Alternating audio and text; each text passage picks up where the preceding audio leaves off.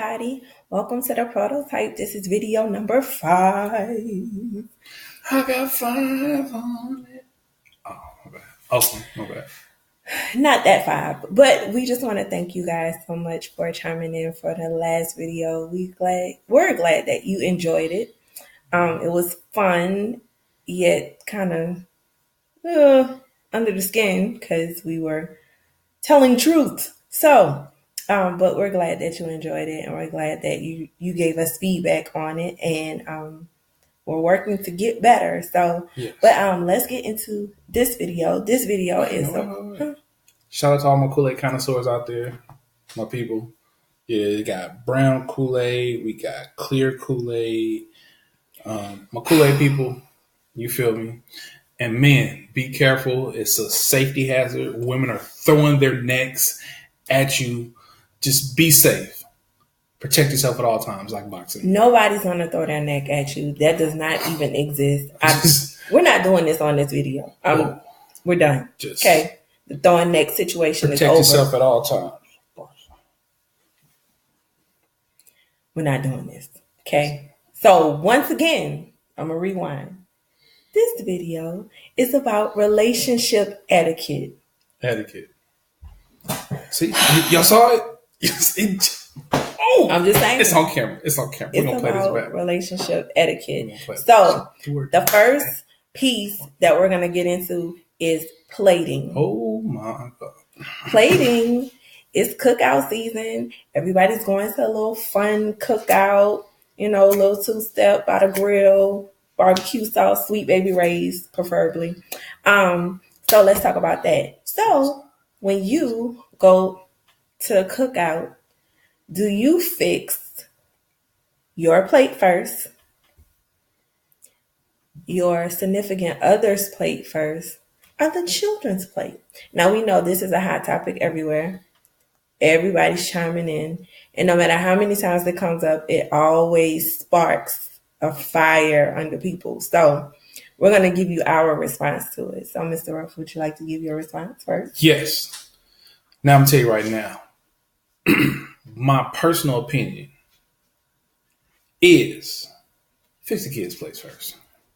You have kids, you got to take care of the children. Whether we're in a restaurant, public setting, barbecue, cookout, someone else's house, take care of the kids. That's my mindset.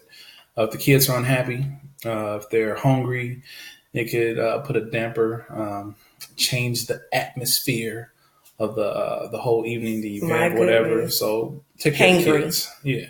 When the kids are hangry, it's a problem. So we're at a restaurant, make sure if the kids' food is ready first, they don't have to wait. Bring it out. If we're at home or somewhere, take care of the kids first, then take care of yourself. That's my mindset. So my take is, as a grit, a girl raised in the South, love them grits. We were taught to fix our husband or boyfriend's plate first. Then, if you guys have children, take care of the children. Then take care of yourself. Personally, I'm a bit of a multitasker. So my first golden rule is look at the food first. Very important. Very important. Look at the food first, because we're not fixing no plates if we don't eat none of what's being made. That's just not going to happen. We got backup in the car. So, or we'll leave. We'll leave. All right, y'all. It's been real. All right. Thank you for inviting us. And we out the door. Really enjoyed ourselves for the 5 minutes we were here. Yeah, appreciate it. And love you. Mm-hmm. Gotta go. We're out of here. So, I'm looking at the food first.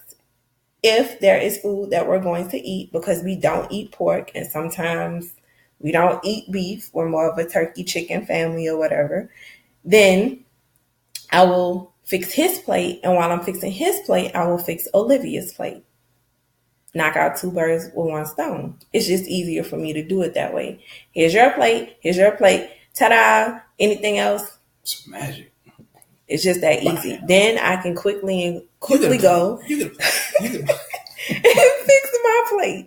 So with us having a 4-month-old, sometimes I'm feeding him. So sometimes the roles will change. Philip will fix my plate and Olivia's plate, and then he'll fix his own plate. Or if I'm getting ready to, or if I'm almost finished feeding Jacob, then if he's in the middle of making plates, I will kind of take over so he can chill out and I'll get the plates taken care of. But that's our take on it. That's how we operate. Everybody else, you do your thing. If it's something that you want to try, then hey, it might work out for you. But for the most part, this is how we plate. Yeah. This is how we look out for each other. So I don't think there's a wrong or right way to do it. It just depends on your background and the relationship that you have. So plating, that's what worked for us. Mm-hmm. Another day, I was in the kitchen making tacos. Thank you. But I can't cook. Don't get it twisted now. Now, I'm not no world-class chef, but I do what I do, and I do it very well. Very well. So, I made Olivia's plate, I made Sharon's plate, then I made my own plate. So, as long as you guys communicate what it is that your expectations are, you have a plan in place, you'll never fail. And don't, fellas, public safety announcement warning for your own health. Okay. Don't let nobody else make your plate for you. Ooh. Unless it's your mama, don't do that. Your sister, your grandma. I think them the only 3 people at a public event that can make your plate, and you can go home and sleep in peace. You can get in the car. You get in the and car, have a ride home. Yes, in peace. Mm-hmm. You might be able to take a nap. But don't let so and so and so and so fix your plate. That's not gonna turn out good because you might not eat again. Yeah, and sisters, don't let such and such and such and such fix your plate or your drink. No, don't. Oh no, You are thirsty for the rest of the night. Mm-hmm. Yeah, I don't drink. No, I'm fasting from everything. I don't want it. No, if she ain't making it, I'm good. I'm just etiquette, y'all. Etiquette is for real. So talk about it. Discuss. Do your game plan. Do your pregame before you actually go out here and you end up being on the grill, being cooked out, because don't nobody has time for that. My God, today. Don't nobody have time for that. But that's our take on plating. But it kind of segues the taking the plate from somebody else into the next piece that we're going to talk about, which is being social versus being flirty. I'm a flirt. When I walk up in the club, you a flirt where? Oh, no, I'm just saying. So, like, if we, they be charging extra for the ketchup and the sauce. Right. So, we ain't paid for no extra sauce in years. That's all I'm saying. That's all I'm saying. So, you flirting with girls for sauce? No. I just brought up the fact that we don't always pay for extra sauce. That's all I was saying. We'll talk about that after this. So, in regards to being social and being flirty, it's a fine line. It's a thin line. It's a very fine line. So, let's give you some examples. You're at a cookout. Mm-hmm. And if you're like me, I speak to everybody. That's how we do in New Orleans. We speak to everybody. That's how we were raised. And so, that's who I am. So my husband's not mad about that. And then Philip is very outgoing. So he will stand and talk to people and kick up a conversation. I just speak. That's how you're going to get, hey, all right, I'm going into my space. Yeah, she's speaking sick. Yeah, I speak and sit. Hence the house party computer thing. So. We're not doing that this video. We did that last video. Anyway, so I am a speaking sit person. He is a speaking chop it up type person. Mm-hmm. That's his personality. My personality. Especially when it's serving Kool-Aid. I talk a lot. My personality is my personality. Okay. Hence the difference. So if a girl, let's see, music. Come on with it. We both like to dance. We both like to dance. Yep. Mm-hmm. So I might be in a 2-step with my shades on. Whatever. That's just you 2-step me. Who? Don't judge. Who 2-step with? Did I not just say 2-step with my shades? What's your shades? Okay. My shades on. Okay. This guy or a guy may walk up and want to dance with me. Okay, getting tense in here. May want to dance with me. What is my response? What is your response? Oh, 2 step backwards. Yeah. Not gonna do that. Oh, or walk off the dance floor. You do not, no form, shape, or fashion, dance with somebody else if your husband, wife, girlfriend, boyfriend is standing there. That is your official dance partner. Also, if they're standing there, you don't do it. If you go to this event with them, then no, you don't do that. So the person you go with is your said dance partner. That's it. Unless it's your mama. That's it. You don't pop with nobody else. You just don't. So you popping at the parties? Don't do it. It's unacceptable. Your dance partner is the one you're in a relationship with, the one you came with, the one that you want to go home with. Yeah. The one that you want to have peace with. Don't be twerking with nobody else. That's how you get your feelings hurt. And you might get drugged about the place. But, world star. So, now, let me unpack something you said. I have a question, ma'am. You said if you go with them. So, sometimes I work,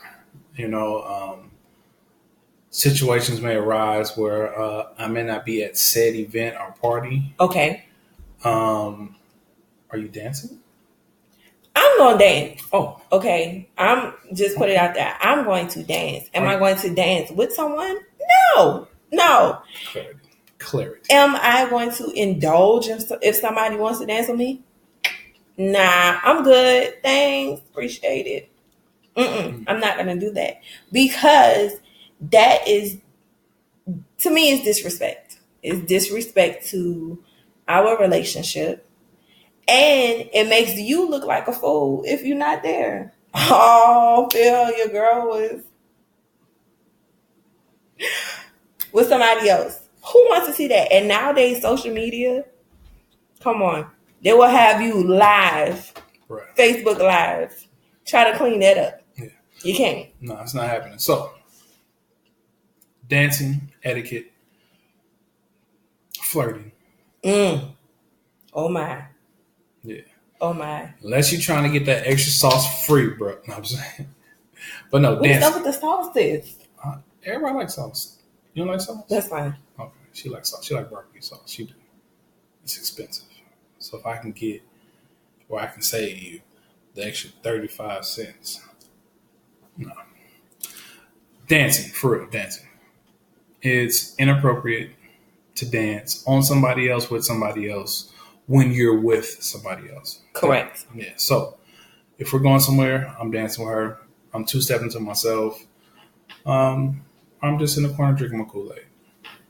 It is what it is. Simple as that. I'm not about to be entertaining somebody else. I think the same thing goes along with the plates.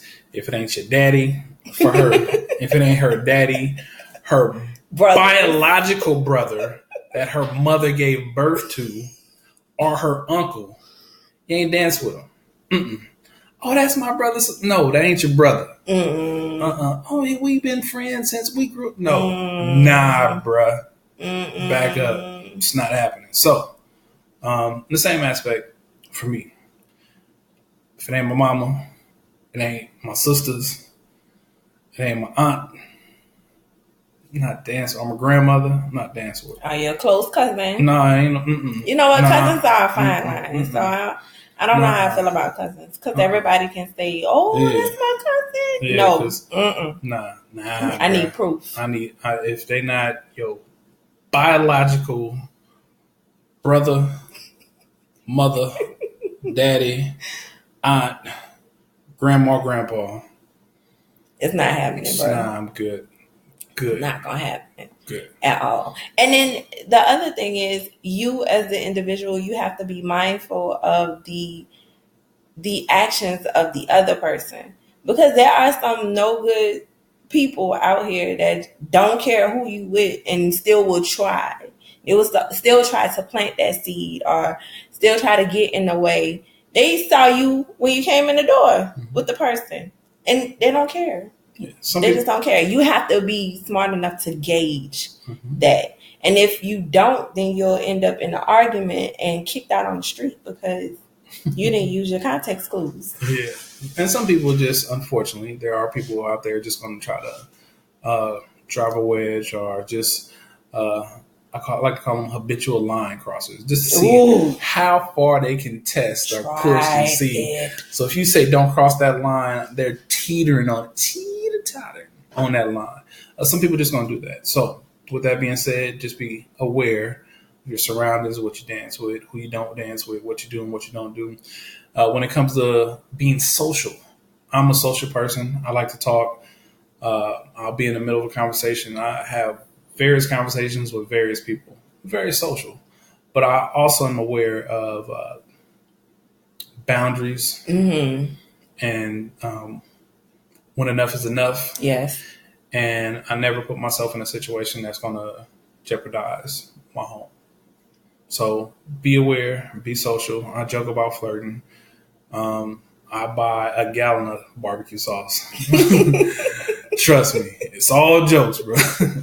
I will buy a gallon of barbecue sauce and to have peace at home versus to flirt or to be social just to maneuver to get something. It's not worth it. It's not. That one little thing can drive a wedge and open yourself up to something that you don't want and aren't ready for. Exactly.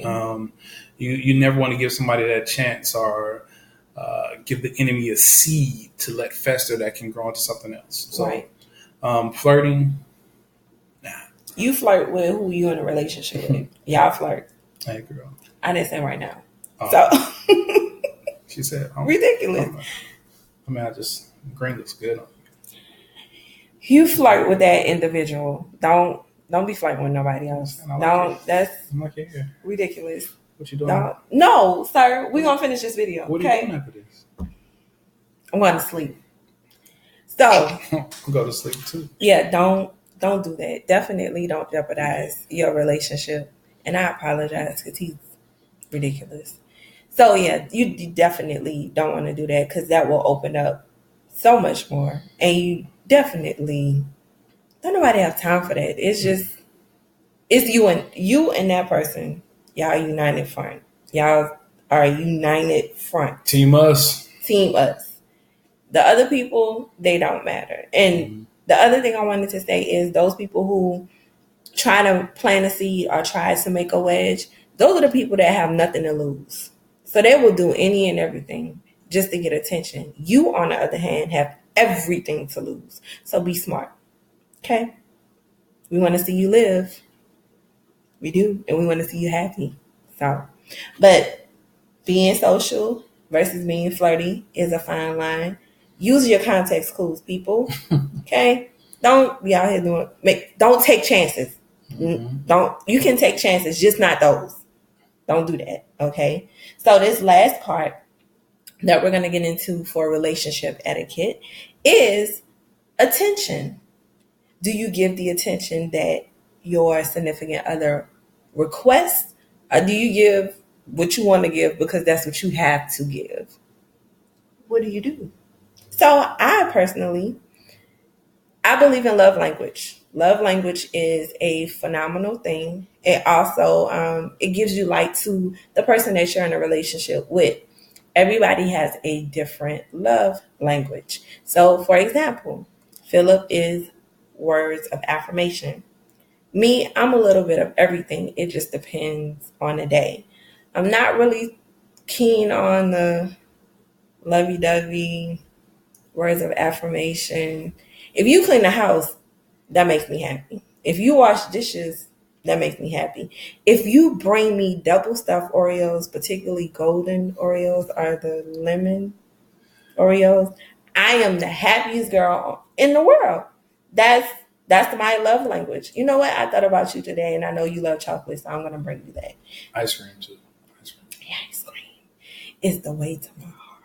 Okay, not just any ice cream, but ice cream will open doors. I know the ice cream. I know what you like. But love language is important, and you and your significant other should talk about it and find out about it. Research it. If Philip is asking, "Hey, every now and then, can you just give me a hug?" I need to make an appointment to make sure that I give you. Give me love. Okay. To give him a hug, okay? Make an appointment, make an attempt. When someone asks you to do something and you don't try to help out or try to change it, that means you don't care. Mm.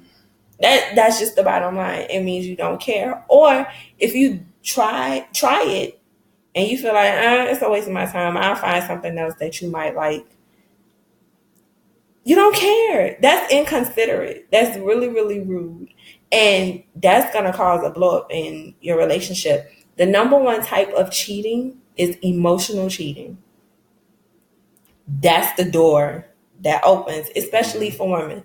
Emotionally, if you tap into emotions, oh my goodness, it's worse than physical.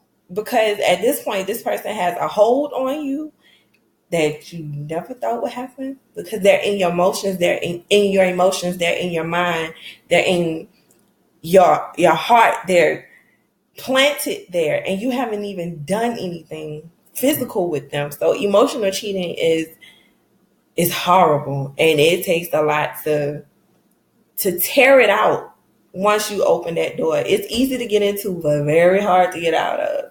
So if your spouse is requesting that you do something for them, or if your significant other is requesting that you love them in a certain way, then do that. Try to make it easy for the both of you. If it's something that you feel like, okay, I'm kind of uncomfortable with that, say that. Be open and honest about it, but you just don't do whatever you want to do. That's absolutely disrespectful and it's inconsiderate. So that's my piece on attention and honoring the request. I know you're gonna give, but you still have to love them the way that they're asking you to love them. Now, some people just crazy. We're just gonna put that out there, but love them the way that they're asking. Yes. Treat people better than you want to be treated. Treat them how they ask or request to be treated. Listen, understand that, have those conversations. And before you get to the point where you're married, when you're courting somebody, dating somebody, you start to see and you should be able to gauge how they are used to things, how they're requesting things versus how you're used to things. I can't love Sharon the way that I love other people in the past. Right. It's different. I can't do the things that I did in the past. It's different. The things that she requested me, the things I request of her are different, but we have to communicate those things and talk about them.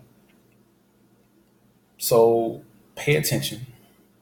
Words of affirmation, physical, whatever it is that your partner is requesting, meet them there. And even if it takes you out of your comfort zone, do it. Because believe me, it pays off. Yes, it does pay off. But if you won't do it, there is somebody else that will.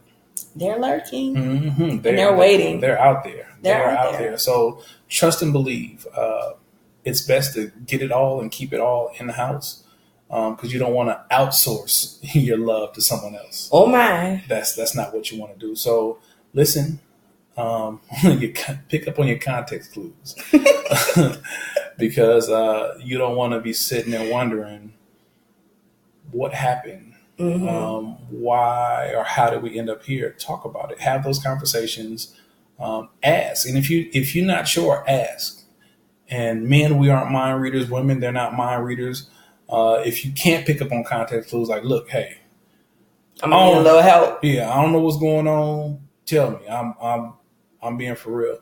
And be honest and be receptive to that. The fact that somebody's making themselves vulnerable enough to tell you, like, hey, I'm trying to do better. What is it that you expect from me? What is it that you need from me? What is it that I'm not giving to you? Let me know so that I can do better. You should be able to be vulnerable with your partner, uh, and Open. open, and with that information, that sensitivity, that openness, you should be able to expect that it's that trust and that level there, that when you're giving them or making yourself vulnerable, that it's not going to be used against you, that you can be vulnerable. As a man, I'm taught to be strong and protect and not to be sensitive, not to cry. But I can cry around her. I can talk to her. I can let her know what I need, and vice versa. So pay attention to what they're asking for. Listen. Try to get context clues, and if all else fails, ask. It's okay to ask. It's good to have conversations. That's why we're doing this right now, because of different conversations that we've had in our relationship. So ask those questions. Get to the bottom of it. Get to the root of it. Because again, what you don't do, somebody else will. Hey, you don't want that. No, you don't. You definitely don't want that. And to kind of like put this in one bucket, what I love about Erica Campbell and her husband, they have something called a love check-in. So this is where they grade each other. They talk about what was wrong, what happened in between time, because they have busy schedules. Do the love check-in. It's easy. It can take 5 minutes or it can take 2 hours, but you have to make time to check in, to be like, hey, I know we're going with day to day. Our schedules are busy. What do you need? Or what am I not doing? Or what's my grade? It's report card time. Girl, I'm a grade A plus. Teacher conference. So, figure it out and make it work. Make it work. Definitely check in. That's the easiest way to get rid of all the extra stuff that could possibly come in, because something so small could blow up and make everything just chaotic and full of turmoil. So that's our take on relationship etiquette. If you have comments, questions, concerns, you are welcome to email us at wisdomby30@gmail.com. You also can call or text. I got a message tonight from somebody that enjoyed the video, and they as well are a Kool-Aid connoisseur, and they appreciate the fact that Kool-Aid is served. Why are we back on Kool-Aid? It's great. Again, we appreciate you guys for viewing all of our videos and giving us feedback. And I hope the lighting is better, since you wanted to see our faces. Hey, y'all. So speaking of faces, what are you so I thank y'all so much. And we will see y'all on the next video number 6. If you have topics that you want to talk about, just send it to us. We appreciate y'all so much. Thank you, and see y'all later. Can I call?